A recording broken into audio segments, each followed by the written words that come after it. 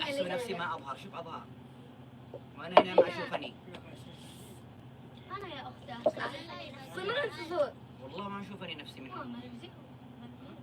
خلاص طلعها صح.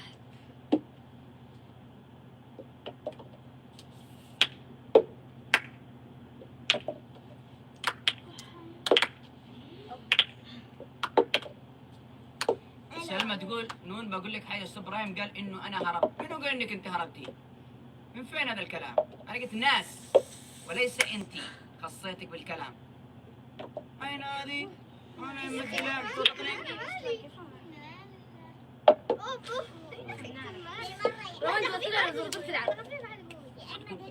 يقول إني هربت. أميرة قالت